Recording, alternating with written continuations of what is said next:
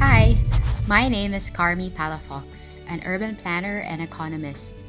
Welcome to Beyond Places, the podcast about the planning, design, and leadership of the communities and cities that we call home.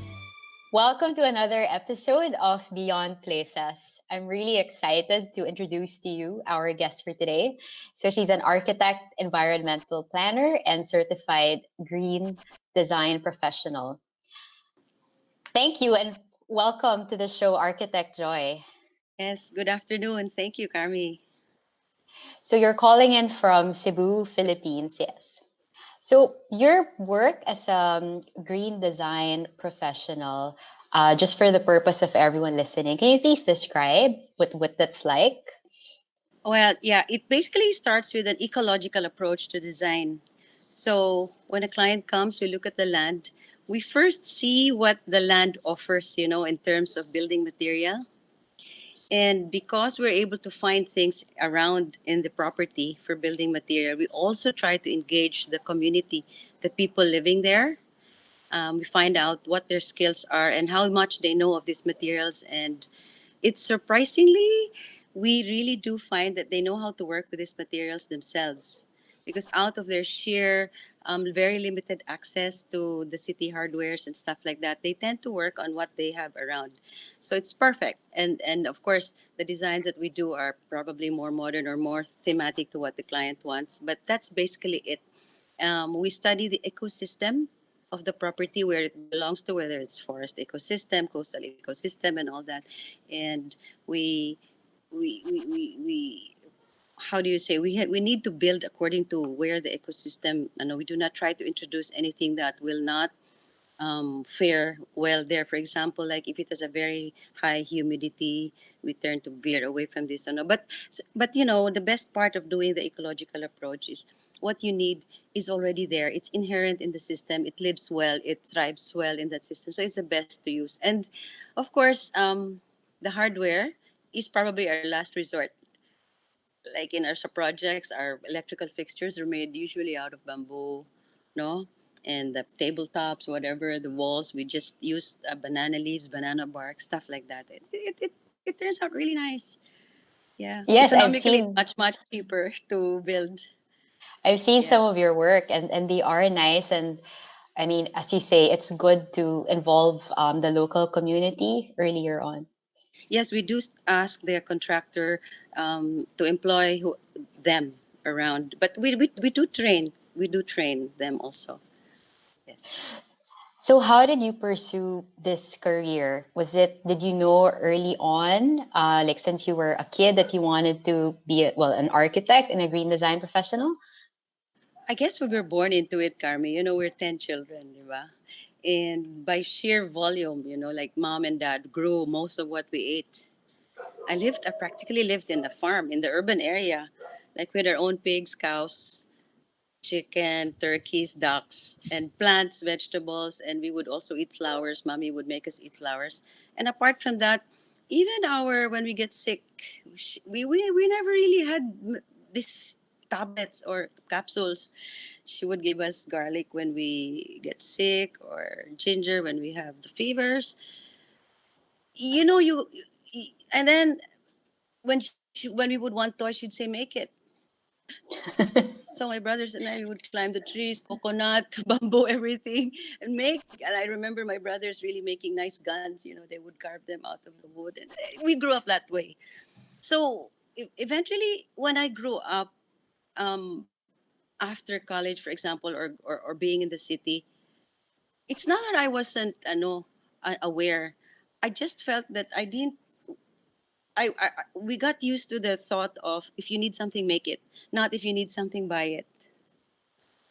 So I guess creativity was born much when we were really born, when we were young, and up to today, we just find how do we make this? How do we make this? We knew how to make bamboo rope, coconut rope, whatever, and we use that a lot in our designs now because really nobody can tell me it cannot be done because I grew up that way. And the good part about it, really, Carmi, for me, the most important part is the community the community around. And we have a lot of disadvantaged people here, marginalized, and it does give them something to do. It gives them jobs. It gives them hope. And for me, that's the best part, because my projects, I always have this philosophy that my project has to make other people's lives better through, and I explain this to the client, and of course he gets happy also. So we've sort of formed a niche in that most people who come to us are wanting that kind of development, that kind of process. So it's worked out well. And I think it's great that you're, in the built environment, because you know how they say something like Mm. 20-30% or even more of all pollution is caused by building and maintaining structures. Yeah. Yes, yes, yes, yes. That's so true. Yeah. And also the transport, of all these materials can also cause the pollution. Diba? You've seen that on the streets, all this cement is delivered, all of these things. The streets get dirty also. Yeah. What would you say about, how some people would hesitate to build green because to them it would be more expensive? Do Yeah. you think that's true or that false? It's false, because, but not, it's not through their own fault really. It's because of media. You know how it's so easy to just put an air conditioner or an appliance or a solar, whatever technology. I call it green by technology. It's so easy to put that on some ads, right? But how would you put an ad like, for example, a bamboo leaf? Nobody puts out an ad of a bamboo leaf that is very, very high in silicon, and it's great for making tabletops and walls and all that because of its silicon content. Nobody sees advertisement like that, right? So Because it's so easy to find bamboo as like, well. So yeah, I think it's about education. Most of us are so glued to that advertisement mentality, and what is advertised is good. We learn from it, but nobody advertises all of these like marigolds that can keep your, or allspice plants that can keep your surroundings mosquito free, stuff like that. No, but I can also understand it. When we work with nature. Um, items sold in the hardware are not that much needed. So I can understand why, because there's no money in it, right? The approach that I know is I look at everything, what grows here, and use it, and I don't see anyone advertising that. So to the general public, there's not much knowledge. So we just trod on step by step, teaching people what to do, and then they see the product, and then they're happy, and then they talk about it, and then they tell some other client, and then they come to us, and so slowly it will grow. Plus we also give seminars and teach-ins to younger architects, to also include this in their process, and we're hoping to really increase that by teaching them. and I can attest to that because I mean we have, common organizations we're a part of, and you've Yes. always been so active in terms of sharing what you Mhm. know. Yeah, yeah. It really all boils down to this. We hardly this is all God's creation, right? And even in the Bible, it says that He created this for man's enjoyment and all that, but we hardly are enjoying it, even in its minute sense. Yeah. So education for me is key here. But so Yes. far, so good, naman. Like, I haven't really seen any unhappy client or what. In fact, I get so proud of it because at the end of the day, we're really able to build less. I mean, cheaper, more economical, more reasonable. Especially because a lot of your projects are also in islands, so it's Yeah. actually better for them to, rebuild based on Yeah. materials they can access. Correct. In short, what we're doing is going green not by technology, but going green simply by design. And you know Yes. what design entails, right? From resourceful, from reduced creativity and all that. Yeah. And sometimes when I see bamboo, I think of you right away. Yeah, Because yeah. I It's such a remember, versatile material, grabe. And it's so yeah, if strong. you can tell our listeners about it, like how you've used bamboo, and if you can hear chimes in the background, it's because of the bamboo, yes, Yeah, yeah. behind These are, architecture. yeah. Those are actually my rain guards in the house. So the rain doesn't come in easily.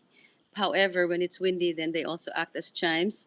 At the same time, they serve as beehives. There's so many bees living there. Bees like living in tubes because I guess it's cooler inside and bamboo is so cool. So every morning when I'm here having my coffee, I see so many bees going in and out. Yeah. so And you've so it's used them really a nice. lot in resorts as well, right? Yeah. We use them a lot in resorts for flooring, for everything, for ceiling, for roofs, for example. You know, the pavilion, the pavilions at the Plantation Bay Mogambo Springs. There's, the three-layer pagodas. They're all bamboo. Bamboos for everything. Even food we can also eat. There's just so many uses for it. Really, for everything, for an entire house. However, we have to be very, very creative in terms of contemporary design. Yeah. Okay, great. And then I'm very fortunate to know your family and Yeah. your children call you Mother Nature. Yes. Yeah, yeah. And that's Yeah. because, you really incorporate, you walk the talk, you really incorporate green living into your everyday life. Yes, yes. Um, so is it true you don't really use insecticides and other No, chemicals? not at all. We work, as I said, always with the ecological approach. So what I do is, first and foremost, you position your house to get the where the trade winds are, northeast and southwest. So you put where you are always, like here where I am in my veranda. This is positioned northeast and southwest. So the whole year there's the trade winds just travel like this, and so you will have less mosquitoes because it's a mosquito so small. How can it fly against a trade wind, right? That's number one. Number two, the plants that I have all around are geared towards attracting predators for the mosquitoes, stuff like that. And that's basically why I don't have mosquitoes, because while there's also a predator. And one of the things you can do is to mulch your grounds, because that breeds a lot of lizards and tiki and tuko. Those, and they eat mosquitoes. They eat the larvae on the ground. So that I do. I mulch it a lot with bamboo leaves. Yes, yeah, I mulch around the house. Um, with bamboo and also thorny branches like of the bougainvillea. The thorny branches take care of snakes and rats. No, so I don't have rats around the house because I place a lot of thorny branches around, and also with the bamboo leaves, and that attracts a lot of lizards. The lizard family, the tabili, the geckos, and all that, and they're the ones that eat the larvae. You know how the geckos always have this ritual of going down at 6 o'clock. That's then they eat the larvae at that time. Yeah, it's really working with nature. It's so fascinating, actually. The behavior of these animals, these amphibians, this. Yeah, and that's how you know your house. That's kaya nga Mother Nature. Yeah. And there are actually savings there because you hardly use air conditioning. Yeah, every room in this house actually has an AC, but Kaz was telling me it's so cold in his room even, no? Because we're surrounded with bamboo, and bamboo gives off 30% more oxygen than any other flora in the world. And oxygen is a very cold air, diba? For those who dive, when you put it's very cold. So it cools the house. Yeah. I think it's good that there's increasing awareness in terms of Mm. the benefit of eco living, of building more green and living sustainably. But what do you find are the biggest forces of resistance or the challenges to move even more forward? The challenges really is education. In our projects, Carmi, included in our professional fees is a talk, a seminar for the owners, their families, and the contractors and the workers. I always give them a workshop, a whole day workshop, explaining the whole process. And it's only after that they tend to understand. Plantation Bay, after I finished the project, they asked me to stay 1 year more for maintenance, teaching them how to maintain, organically, naturally. And that was good. There was no hindrance there. Because maybe all our clients know us, what we do. We hardly really experience hardships because they're already very open to it. But I'll talk about some people who come to me and question and what am I doing and all that and all that. And of course, the first things that they always say, oh, the hardwares can't make money out of you. The supermarkets can't make money out of you because you don't have any. I said, even in my grocery, I showed them my pantry. My pantry has nothing. I don't buy anything canned or bottled. It's nothing, like, so how do you live? And I think this pandemic taught everybody. This pandemic actually was good because it actually made people also realize. So I got a lot of phone calls. Oh, Joy, how do you make your anti-mosquito? How do you make the cleaning solution? How do you make this out of just vinegar? I always keep vinegar, baking soda, um, those two. And people are now learning how to do that. Yeah, because a lot of people, of course, couldn't go out. No, so they started to make their own. The resistance is sometimes they say, oh, it's easier to buy this, easier to buy. But I find, Carmi, that they are now getting fewer people like that.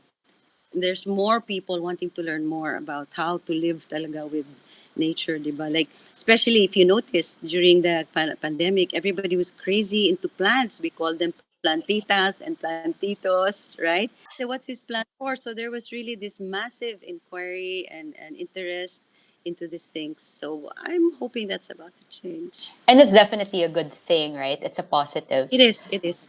Yeah, yeah, yeah. Great. Um, and then, in terms of, I wanted to talk to you as well about resilience because I've heard you talk about it a few times in some of your seminars and lectures. So, just a few hours before, the Philippines was bracing itself for yet another typhoon and really Mm, strong rains. But, fortunately, there weren't too many casualties or accidents. What do you think? Because you work with communities a lot at the grassroots yes, level, what yes. are the things that they could do immediately for better resilience against typhoons and Yeah. floods?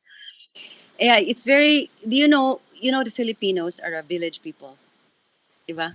And it's so even in the modern home, we're still a village people. We always like our barcadas in. We like to eat as a family. We're so centered on food, right? That mentality of ours, that trait, that cultural trait for me is so good because the best way to remain resilient against typhoons is to guard the village. You cannot have a strong house. I mean, there's this saying, Shigeru Ban said this: a strong material doesn't make a strong house.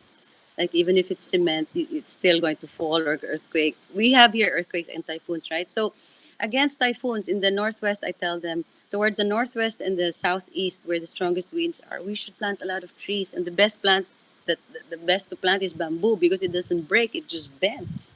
And then after the typhoon, it goes back. So we guard the northeast and the southwest with lots of buffers, mainly bamboo or hardwood trees, and that can keep a village safe. It's very, very, very simple actually, and they get to be safe. Yeah. Are bamboo also good in terms of building materials as resilience against Yeah, earthquakes? it has the same tensile. If you notice what was that in Ecuador? Ecuador, the biggest earthquake there. They have this.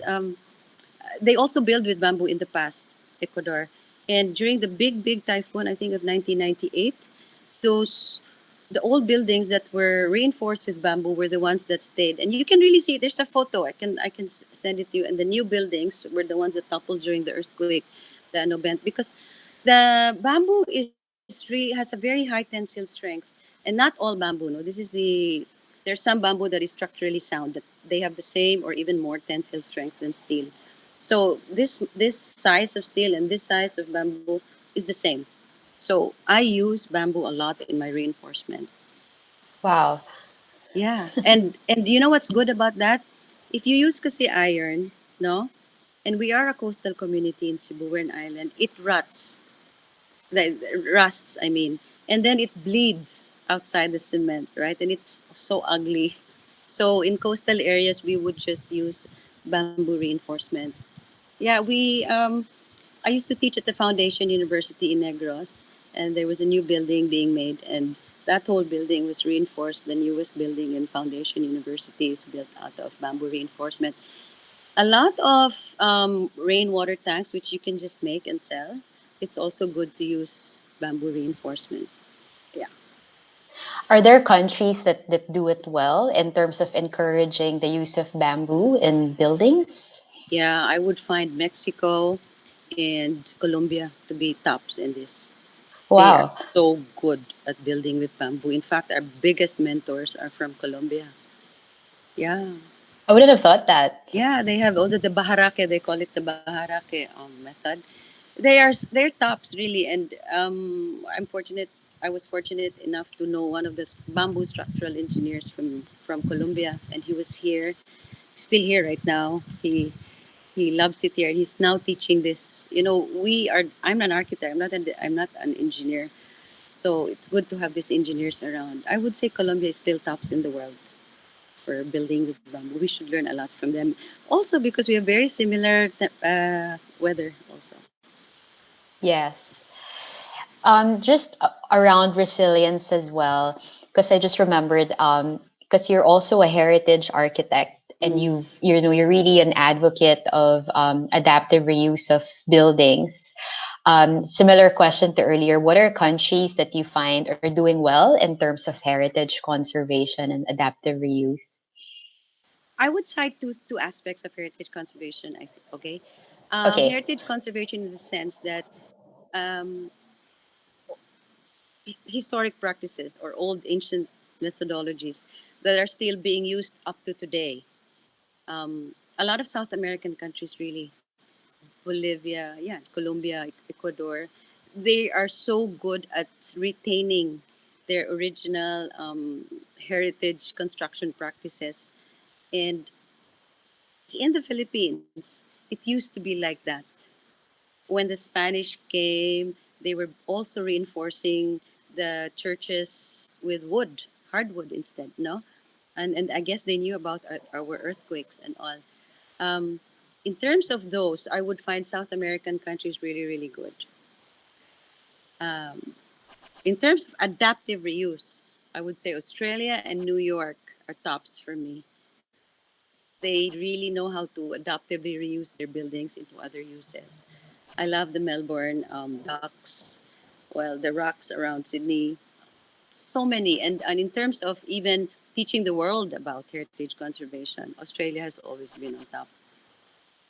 Yeah. I took a lot of courses in heritage conservation at the University of New South Wales. That's where I really learned a lot. And I did some studies also with your Australia Heritage Trust, your Sydney Heritage Trust, long ago in the 1990s. They're quite good. What do you think should be the priorities for the Philippines so that we could do adaptive reuse better? Policy, no?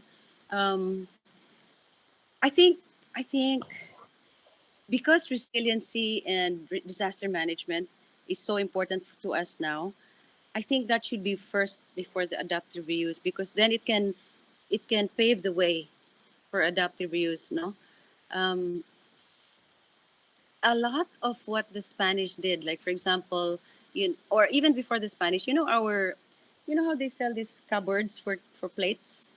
They come with legs, right?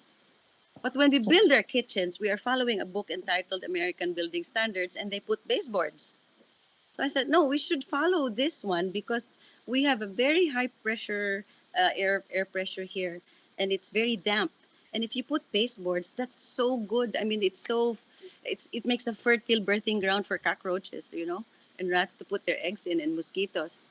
So a lot of these heritage practices that we should learn and bring it back. All these dormers, those openings on the roof that should, that let the hot air out and stuff like that. We should bring that back. And this is my advocacy right now. This is how important heritage should come back. Our heritage conservation practices should come back. And planting, for example, I grew up, if we needed malunggay or lubati or papaya, mommy would always just say, go to the garden, not to buy. So we auto design even condominium offices. Our kitchen should be made to grow food. It's all of these, all of these. These are all our old practices also, and we should bring that back. And I think we will be a very resilient people. We should learn from the past. We got caught up in that, buying everything imported and all that, all the processed materials. Yeah. we forgot about what to do. So definitely your parents and your family are a good contributor to you being an advocate for living and building green. But if I may say so, I think you having grown up in Cebu and living in Cebu has a lot to do with it. Because I mean, it really is the creative capital of the Philippines. And you know, creativity is one big human resource. In times of survival, if man weren't creative, he would not be survive. He would not be able to survive. I mean, diba? Creativity is not something about arts and all that. It's really about how to adapt, how to what to do, what to do, what to do. No, and the Cebuanos, I think inherently have this because nothing grows in Cebu. We're all made of rock. Nothing grows in rock. Rice doesn't even grow here. So in the crevices, corn grows, so we eat a lot of corn. And because of that, the Cebuanos have been able to work well with their hands. You know, we're not an agricultural city. We're more crafty because that's what our heritage gave us, right? And I mean, until now, some of the most creative and beautiful handicrafts, arts, furniture, they're all from Cebu. So why I brought that up as well, because you're very active with the movement for livable Cebu. Can you please tell us For more about that? livable Cebu is really about quality of life, no? So well, we are actually more known now for stopping this humongous whatever monstrous flyovers in Cebu, which we thought wasn't good for a small city like Cebu. We were fighting to make it walkable because our main focus on the movement for livable Cebu is really about poverty alleviation. And we're using the roads as a tool. You see, the roads in the Philippines are built for cars. They're not built for people. They don't. We're not active in zoning our streets, and we find out that only 5% of the entire Philippines, 5.3%, in fact, own motor vehicles, the four-wheel ones, and there's a bigger number. Um, there's 60% that own motorcycles. Yet the roads do not address this.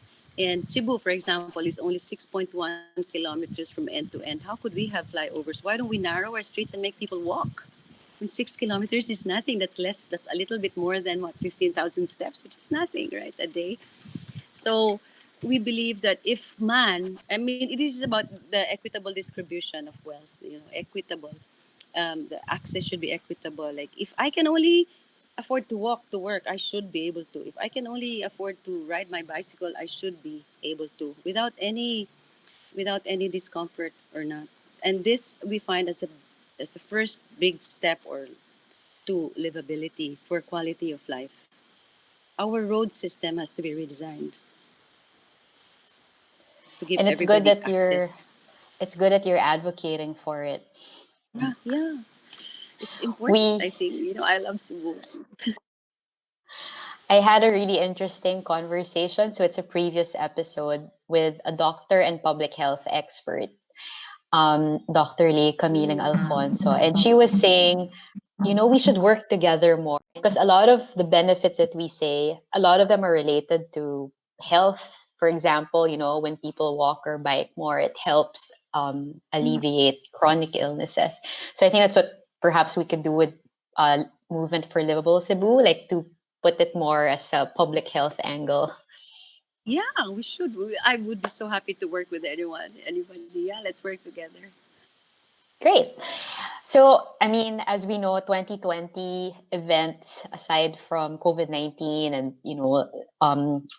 there's so many restrictions with travel, limits in work as well, and the surrounding economic and lack of economic activity have truly disrupted the world and threatened the very principles of city centers that is Mm, high density, agglomeration of people, industry, and economies, the benefit of being close to each other, and of course proximity as well.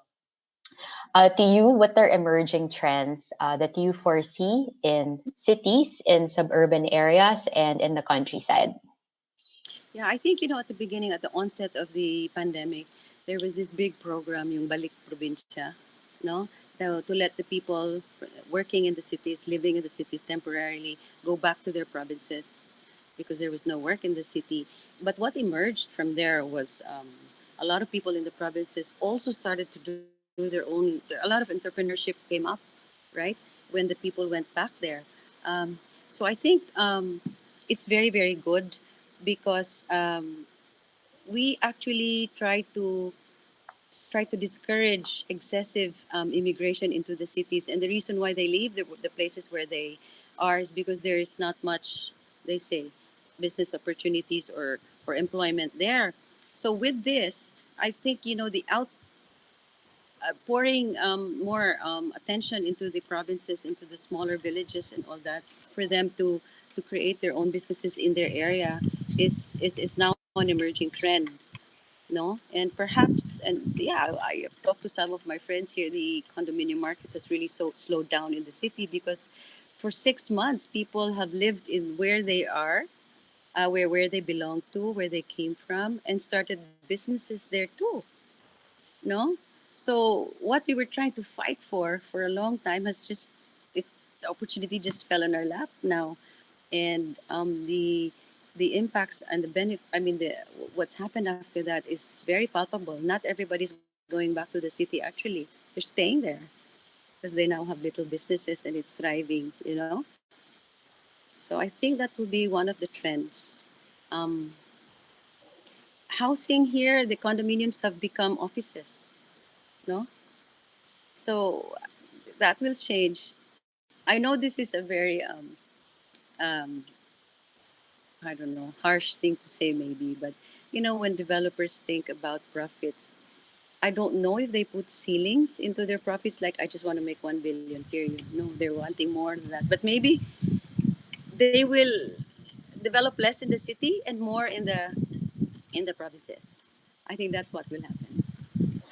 And I think what's good is, I mean, Filipinos are really entrepreneurs. It was interesting to see. I mean, obviously, I'm not in the Philippines right now, but it was interesting to see in social media how people started selling, food and other materials. And then there are all these micro economies that were created. So, you know how we've been advocating for mixed use, like, within a short distance from your home, you can have access to food and whatnot. And now it happened organically. Yeah, it just happened. It just happened. Everybody started doing it and felt, oh, this is actually the way to go. Pwede pala, no? Yeah, and that is in itself creativity again. How creativity can be used as a resource for resilience, right? Yeah, and so we shouldn't forget that. And perhaps in our talks, we should also, in my lectures, I guess in future, I will add that, as a big resource for resiliency. The creativity of each one should be harnessed. Yeah, because a lot of people sometimes know what to do, but I don't know why they're not able to express it or they don't have access to express it. So that's where we should focus on. So, of course, hospitality, at least in the immediate term, is badly hit because there aren't too many people staying in hotels and resorts, and you've built some of the most beautiful resorts all around the country. What do you think when it's back on its feet in terms of the hotel, resort, maybe even restaurant industry? What are the changes that you'd like to see? Yeah, I've already seeing them now. Restaurants are now going al fresco, no, and finding ways to cool their alfresco places. So planting more trees in the urban area, which I find really good. And our clients who are building resorts have turned mostly into glamping, no, and trails and all that. They're more into open, more horizontal this time. Yeah, that's the Great. yeah. How about shopping centers? You think will that be more open as well? Shopping centers will probably look like markets where the hallways outside are not air conditioned, and which is good because frankly speaking, I find that malls that have closed walls on the sides, there's just a big disconnect to the street, no? And when a building is connected to the street, there's actually more, the building envelope it's just more vibrant, right? So I think that's where it will be going. Because even right now, a lot of shops in Ayala are breaking down their glass walls for the restaurants and opening them up. And of course, it gets to be hot. So what's the next step? Is always to put a big planter with a huge tree, right? Right. So that's nice. And you know how trees are so important in the urban areas to catch all the pollution, also. Diba? So that's trending now. I think the malls will be redesigned to be more open to the streets. I mean, you can see the sky from even if you're inside, things like that. I think it's all very healthy too. In case our listeners want to hear more or see more of your work, how can they do that? How can they contact you and where can they see info about your company? Yeah, I have a Facebook page, MLMO Architecture and Planning, and on my wall, no, Joy Martinez Onozawa on Facebook. I guess that's all, like, or YouTube. If you Google my name, you can actually see some of my work there. Um, I guess that's just about it. I'm so busy working. Yeah, I don't have a marketing arm. The people are my clients are the ones marketing for us. But yeah, feel free to email me. It's joy at environmentdesign.ph. I'm also in LinkedIn. Great. Thanks so much. I really enjoyed our conversation Thank you today. too. Thank you too, Carmi. Thank you so much. And let's work together. I would really love that. More, yes, because I've Yeah. enjoyed working with you. Thank you. Okay, thank you. Bye. Thank you very much for listening to this episode of Beyond Places. I would love to hear from you. Feel free to connect with me on social media and carmipalafox@gmail.com.